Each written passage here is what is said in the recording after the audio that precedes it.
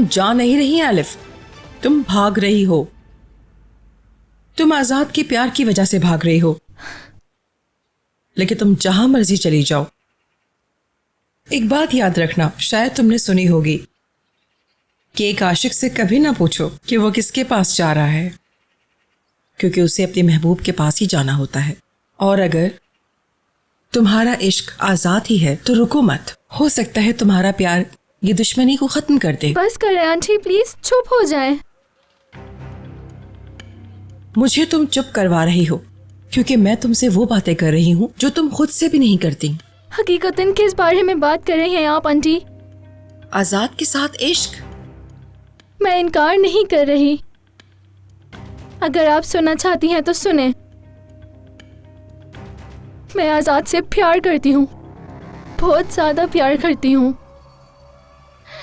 जबकि मैं जानती हूँ कि उसके साथ नहीं रह सकती, लेकिन फिर भी बेहद प्यार करती हूँ।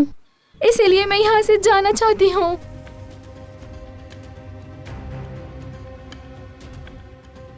मैं बस तुम्हें परेशान होता नहीं देख सकती।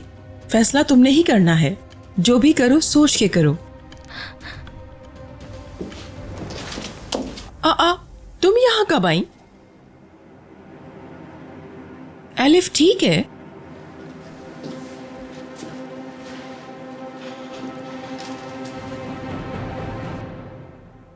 एलिफ,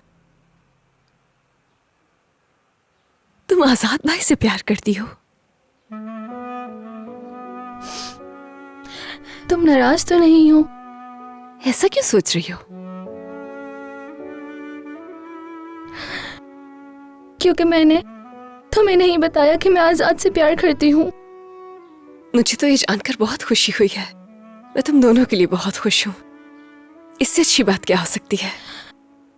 शाबाश श्रेयान, शाबाश। तुम ऐसे ही एलिफ को अपने घर दुल्हन बनाकर भेज दो, और जब बात खुलेगी तो सारा इल्जाम तुम पर ही आएगा। तुमने ही भेजा होगा उसे वहां। हम दोनों खुश नहीं रह सकते रेयान, क्योंकि आजाद तुमसे अब भी नहीं। उन्हें सिर्फ ऐसा लगता है कि उन्हें प्यार है, मगर ऐसा है नहीं। मेरी वजह से तुम खुद को परेशान नहीं करो। मैं तुमसे बिल्कुल सच कह रही हूँ एलिफ। नहीं, ये बात नहीं है। आजाद मुझसे प्यार नहीं करता और कभी नहीं करेगा। ऐसा मत सोचो। Thank you so much Rayan, अच्छा हुआ तुम आ गई।